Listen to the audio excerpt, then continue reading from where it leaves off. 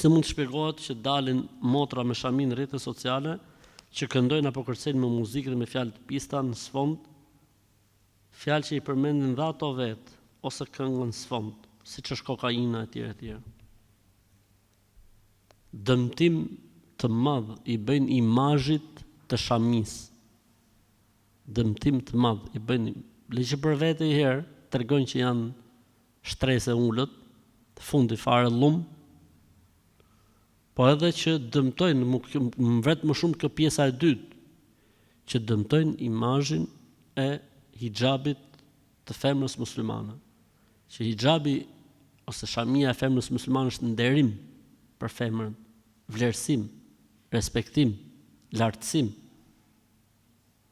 Dhe shkon dikush, kushdo qoftë ajo, duke bërë akte të tilla dhe me nxyra të tilla me shamin kohë. Ne gjithmonë e kemi thonë që shamia nuk është problemi se u mbulove flokët apo jo. Problemi është çfarë është poshtë shamis. Ajo që është poshtë shamis duhet të jetë në rregull.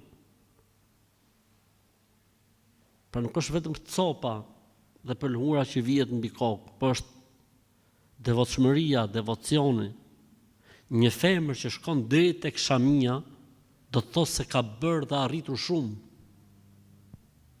Dhe në momentin që me shami pastaj sillet si rrugaçe, atëherë ku është roli i shamis?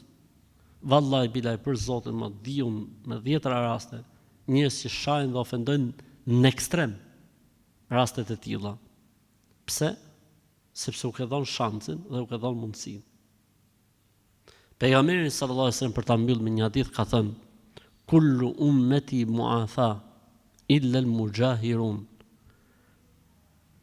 Gjithë ummetin tim Zoti ka për ta fal. Gjithë ndjekësit e mi, gjithë pasuesit e mi, Allahu ka për t'i fal. Përveç atyre që i bëjnë gjunat haptas. Nëse ke ndonjë gjuna, nëse ke ndonjë gabim, nëse ke ndonjë mëkat, ma e mes teje dhe Zotit. Pse duhet ta filmosh, pse duhet ta nxjerrësh?